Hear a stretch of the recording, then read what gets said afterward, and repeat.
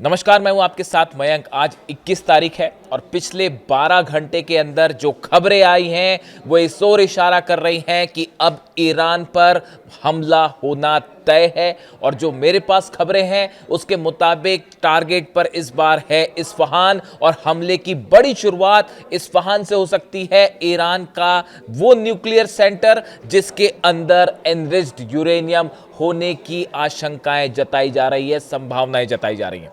देखिए, 3 बैठक हुई। मैं आपको आज विस्तार से 2-3 मुद्दों पर बात करूंगा, लेकिन पहले 3 ऐसी बैठकें हुई हैं पिछले 12 घंटे के अंदर जिसपे ईरान पर हमले का प्लान तैयार हो चुका है। सबसे बड़ी बैठक हुई है ब्रैड कूपर और जनरल डैन केन के बीच। ब्रैड कूपर जो कि सेंटकॉम के चीफ है, जो हमले करती है यूनिट ईरान के ऊपर हमले करती है जो अमेरिकी सेना, सेंटकॉम जो है उसके चीफ, और दूसरे डैन केन जो chief of joint of staff है अमेरिका के। इन दोनों के बीच बैठक हुई है और हमले का प्लान लॉक कर दिया गया है कि कहां कहां हमले होने हैं। खार्ग आइलैंड पर, केशम आइलैंड पर कैसे हमले होंगे, इस्फहान पर कैसे हमले होंगे, क्या ग्राउंड ऑपरेशन होगा नहीं होगा, ये प्लान तैयार है। इसके अलावा दूसरी बड़ी बैठक होती है अमेरिका और इजराइल के अधिकारियों के बीच। इसमें नेतन्याहू भी शामिल थे और बड़ा प्लान तैयार हुआ कि इजराइल कैसे हमले करेगा, अमेरिका कहां से हमले करेगा, इसको लेकर प्लान तैयार हुआ। उसके बाद तीसरी बैठक होती है नेतन्याहू की अपने आर्मी के ऑफिसर्स के साथ, जिसमें यह प्लान तैयार किया गया है कि अमेरिका किस तरह से स्ट्राइक करेगा। और अब यह तय है, जो खुफिया एजेंसी जिस ओर इशारा कर रही है कि ईरान पर हमला अब तय हो चुका है। लेकिन इस बीच 2 बड़ी खबरें। देखिए, आखिर इतना वक्त क्यों लगाया अमेरिका ने ईरान पर हमला करने को लेकर, एक बहुत बड़ा खुलासा हुआ है। जब ये जंग हुई, करीब 40 दिनों तक ये जंग चली सीज फायर के पहले, उस दौरान लगातार इस तरह की खबरें आई कि ईरान ने जो है वो अमेरिका के कई जेट्स गिरा दिए हैं। खबरें आ रही थी कि अमेरिका के 10 जेट गिरे हैं। फिर उसके बाद खबरें आई कि अमेरिका के 13-14 जेट्स गिर गए हैं। अमेरिका के अखबार, यूरोप के अखबार, हिंदुस्तान का मीडिया इस तरह के दावे कर रहा था कि 10 से 12 अमेरिका के जेट गिरे हैं। उस जंग के बीच में एकमात्र हिंदुस्तान का ये पॉडकास्ट चैनल, मैंने ये दावा किया था कि 25 से 30 अमेरिका के जेट तबाह हो गए हैं। आप मेरा वीडियो उठा के देख लीजिए। मैंने डंके की चोट पर यह दावा किया था कि अभी आप 25 से 30 गिरने की बात है, लेकिन जब ये जंग खत्म होगी उसके बाद जो आंकड़े आएंगे उसको सुनकर आप हैरान रह जाएंगे। और कल अमेरिका की कांग्रेस, मैं अब किसी एजेंसी की बात नहीं कर रहा हूं, अमेरिका की संसद की एक फैक्ट फाइंडिंग कमिटी जो थी, जो सर्च कर रही थी, उसने ये बात कही है कि अमेरिका के 42 जेट, 42 जेट्स ईरान ने तबाह किए हैं इस जंग के बीच। ये दावा अमेरिका की संसद की वो कमेटी जो है वो कर रही है। रिसर्च सर्विस रिपोर्ट जो है उसमें आई है। देखिए खबर क्या है, देखिए, US congressional research service report acknowledged that 42 American aircrafts were destroyed और damaged during the war on Iran. America की संसद की जो कमिटी है, रिसर्च सर्विस रिपोर्ट जो दे रही है, इसमें यह दावा कर रही है कि 42 जेट अमेरिका के जो है वो हिट किए ईरान ने, और एक्चुअल नंबर इससे भी ज्यादा हो सकता है। मैंने आपको कहा था, देखिए, बड़ी सारी चीजें ऐसी होती हैं, जब आप जंग में किसी चीज का एनालिसिस करते हैं तो आपको बहुत सारी चीजों का डेटा अपने पास रखना पड़ता है। रडार्स पर कितने प्लेन फ्लाई किए हैं, कौन से सेंटर से फाइटर जेट टेक ऑफ कर रहे हैं, F-16 कहां से टेक ऑफ कर रहा है, F-35 कहां से टेक ऑफ कर रहा है, किस जगह पर ईरान के अटैक्स ज़्यादा हैं, कौन से बेसिस पर जो है अटैक, ये सब एनालिसिस करने के बाद इस तरह के जो दावे हैं मैंने रखे थे अपने पॉडकास्ट में कि 25 से 30 जेट ऑलरेडी हिट हो चुके हैं अमेरिका की, और ये संख्या बढ़ सकती है। और ये इस बात की मुहर है, अमेरिका खुद इस बात को मुहर लगा रहा है। बड़े सारे लोगों ने सवाल उठाए मुझ पर कि आप जो बात कह रहे हैं ये आप एग्जेजरेशन कर रहे हैं, बड़ा चढ़ा के आप बता रहे हैं, अमेरिका इतना पावरफुल देश है और ईरान कैसे उसे हरा सकता है, इतना नुकसान कैसे पहुंचा सकता है, आरजीसी के दावे गलत है, इस तरह के तमाम आरोप मेरे पर लगे। लेकिन आज अमेरिका की संसद की ये कमिटी कह रही है कि 42 जेट हिट हुए। खबर एक बार फिर सच साबित हुई। जब ये जंग शुरू हुई थी तब भी ये सवाल उठते थे कि आप जो है ईरान को बढ़ा चढ़ा के दिखा रहे हैं, आप ईरान कैसे मुकाबला करेगा अमेरिका। मैंने तब भी कहा था, बार बार मैं ये बात रिपीट कर रहा हूं कि शाहिद ड्रोन और ईरान की मिसाइल्स बेहद घातक साबित होंगी, और देखिए वही हुआ। और अब ये एक और दावा साबित हुआ है 42 अमेरिकन जेट्स का। दूसरी बड़ी खबर, ये तो अभी अभी की बात है, ज्यादा पुरानी नहीं है। यूएई के न्यूक्लियर सेंटर पर, न्यूक्लियर प्लांट पर अबू धाबी में हमला होता है। इस हमले के बाद अगले दिन मैंने आपको वीडियो बनाया था, आपको याद भी होगा, अभी 2-3 दिन पुरानी ही बात है।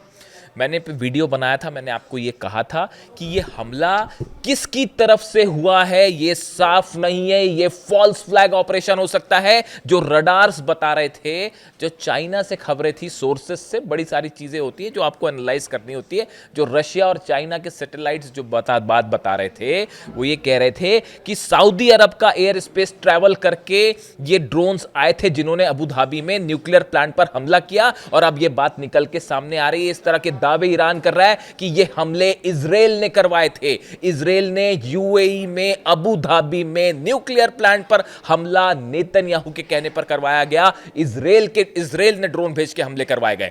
इराक में 2 सीक्रेट बेसेस हैं इजराइल के, इस तरह की खबरें हैं। और वहां से ये जेट्स ने ये ड्रोन्स ने टेक ऑफ किया था। जो 3 ड्रोन आए थे, 2 को यूएई ने मार गिराया, तीसरा अबू धाबी में उस जनरेटर पर गिर गया जो न्यूक्लियर प्लांट का था। और मकसद यह था कि ईरान और यूएई के बीच हालात खराब हो जाएं। यह कोशिश थी इजराइल की। इस तरह की बात ईरान ने अपने नई रिपोर्ट में कही है, जो कि सैटेलाइट से इमेजेस आई हैं उसके आधार पर।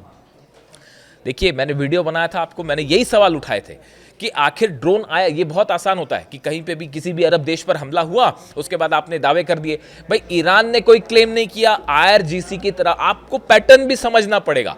ईरान की तरफ से जब भी जो भी हमले हुए, ईरान की सेना उसको क्लेम करती है कि हाँ, हमने अमेरिकी शिप पर हमला किया, हाँ, हमने जो है अमेरिकी एयरप्लेन को गिरा दिया।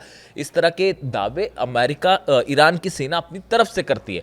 लेकिन यूएई पर जब हमला होता है, न्यूक्लियर सेंटर पर जब हमला हुआ, न्यूक्लियर प्लांट के बीच, एक तो अचानक से बीच में हमला हो गया, कुछ इस तरह की कोई घटनाक्रम तो था नहीं, लेकिन वो हमला हो जाता है। उसके बाद आईआरजीसी की तरफ से कोई बयान नहीं आया।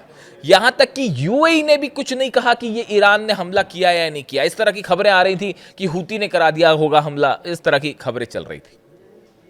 लेकिन देखिए, कोई भी चीज़ छुपती नहीं है। सैटेलाइट्स जो हैं, चाइना के भी, रशिया के भी, वो एक एक चप्पे चप्पे पे मिडिल ईस्ट पे है, और हर चीज़ जो निकल के सामने आ जाती है।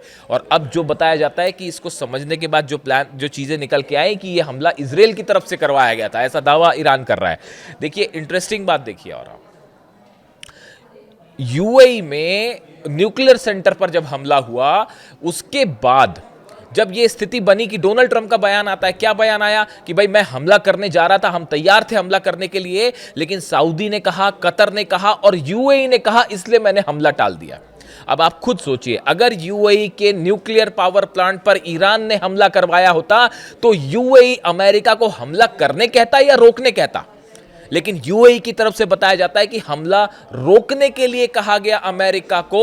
वजह यह थी कि यूएई के पास भी यह सबूत थे कि यह हमला ईरान ने नहीं किया और यह फॉल्स फ्लैग ऑपरेशन था। मैंने अपने वीडियो में मैंने आपको बात बताई थी कि अरब देशों को ईरान से भिड़ा के इस पूरे इलाके में अपना प्रभुत्व जमाने की कोशिश हो रही है, और कौन कहां कैसे हमला कर रहा है इसके बारे में कोई साफ रिपोर्ट अब तक सामने नहीं आई। आप विश्वास मत कीजिए। और देखिए, वही बात निकल के सामने आ रही है। दूसरा बड़ा दावा जो है वो सही साबित हो रहा है कि फॉल्स फ्लैग ऑपरेशन था। अब देखिए, तीसरी बड़ी बात, ये जो हमले बार बार जो खबर आ रही है कि हमले जो हैं होने जा रहे थे, लेकिन इतना टाइम डोनाल्ड ट्रंप ने क्यों लिया? इसकी बहुत बड़ी वजह है ये जो 42 एयरक्राफ्ट गिरे हैं अमेरिका के या हिट किए ईरान ने। इसके बाद अब रिपोर्ट ये है पेंटागन की कि अगर अमेरिका के जेट्स हमला करते हैं तो बड़ी संख्या में रशिया ने और चीन ने अपना defence system, defence missiles provide कर दी हैं ईरान को इस सीज फायर के दौरान। ऐसी खबरें हैं।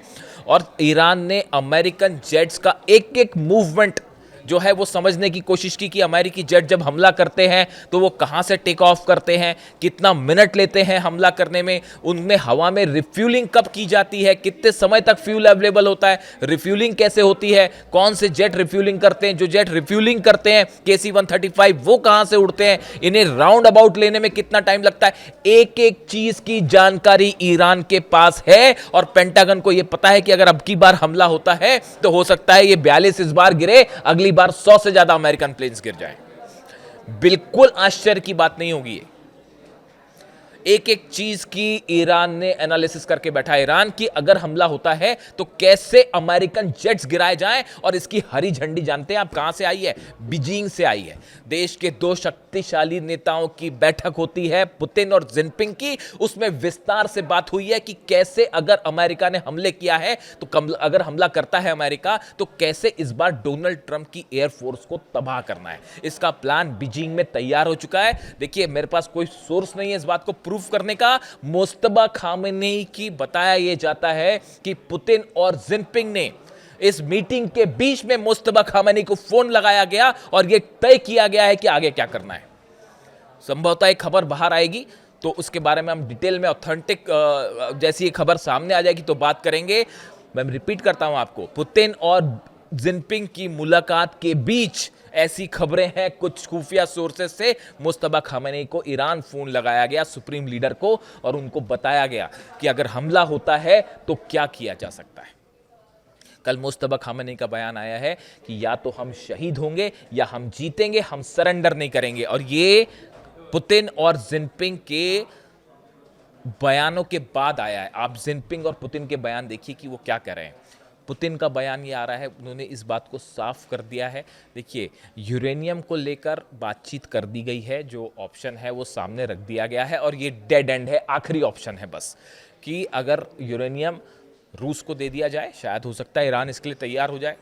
लेकिन सवाल यह है कि क्या ट्रंप तैयार होंगे? न्यूक्लियर मुद्दे को लेकर ईरान और अमेरिका के बीच किसी तरह की कोई बातचीत अभी आगे बढ़ती नहीं दिख रही।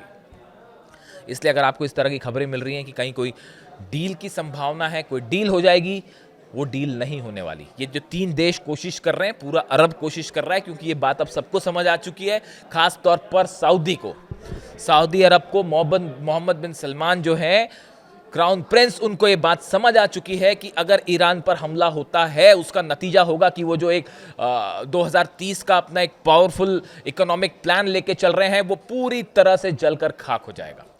और इस बार जंग बेहद भयानक होने वाली है। अब्बास अरागची साहब का बयान देखिए, उन्होंने ये क्या कहा।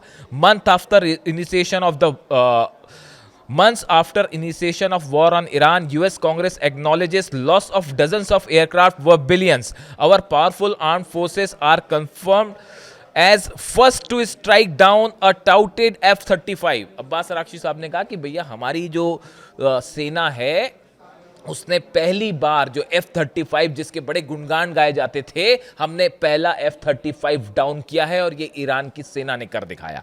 इसके साथ ही उन्होंने कहा, with lessons learned and acknowledge we gained return to war with features में मोर सरप्राइजेस। उन्होंने कहा कि आने वाले समय में हम और बड़े सरप्राइजेस दे सकते हैं।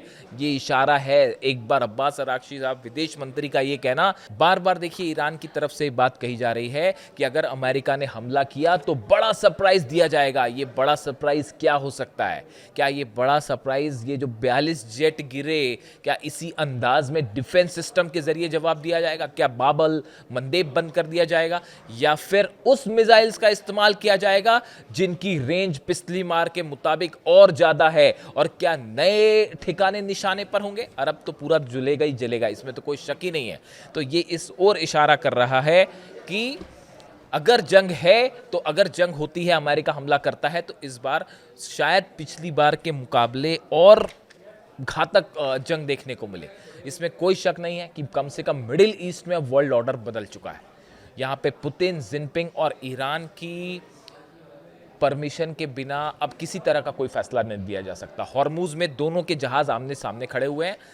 ईरान ने ऐलान कर दिया है कि पूरे हॉर्मूज पर अब हमारा अधिकार होगा। पहले तो हमने छोड़ रखा था, यहाँ से इंटरनेशनल एरिया छोड़ रखा था जहाँ से जहाज़ निकल रहे थे, लेकिन अब यहाँ से कोई भी जहाज़ हमारे नियमों के मुताबिक ही क्रॉस होगा और जैसा ईरान की सेना चाह रही है उसके मुताबिक ही क्रॉस होगा। बात नंबर 1। बात नंबर 2, जेडी वेंस का एक बयान आया है। जेडी वेंस ये कह रहे हैं कि अगर ईरान के पास परमाणु बम आ गया तो और देश भी परमाणु बम बना लेंगे। जैसे सऊदी अरब कहता है कि अगर ईरान ने किसी तरह का कोई एक्सप्लोजन किया तो हम भी फौरन करेंगे। यानी हकीकत यह है कि पूरे मिडिल ईस्ट में इस समय एक तरफ डोनाल्ड ट्रंप है और इजराइल है और दूसरी तरफ अरब देश हैं जो कि हमला करने के पक्ष में नहीं है, और तीसरी तरफ जो है ईरान है, रूस है और जिनपिंग है, और इन तीनों का पलड़ा बहुत भारी है इस समय। और किसी भी तरह का हमला डोनाल्ड ट्रंप के लिए बड़ा नुकसानदेह साबित हो सकता है, खासकर उनके मिड टर्म पोल्स के लिए जिसमें उनकी हार तय मानी जा रही है। कल तो ये प्रस्ताव भी उनके खिलाफ जो है पास हो गया सीनेट में, और कई रिपब्लिकन सांसद जो है उन्होंने अगेंस्ट जाके वोटिंग दे दी, जो कि लिमिट करते हैं अमेरिका के राष्ट्रपति के अधिकारों को। यानी कुल मिला के हालात ये हैं कि एक तरफ जंग की बड़ी तैयारी पूरी हो चुकी है और इंतज़ार सिर्फ इस बात का है कि क्या आखिरी वक्त में किसी तरह का जो अरब देशों की तरफ से कोशिश हो रही है कि कुछ बातचीत शुरू की जाए या किसी डील तक पहुंचा जाए, क्या मामला उस दिशा में जाएगा, या जैसा ईरान कह रहा है कि या तो शहीद होंगे या जीतेंगे। जो अपडेट होगा आप तक पहुंचाऊंगा। Thank you so much.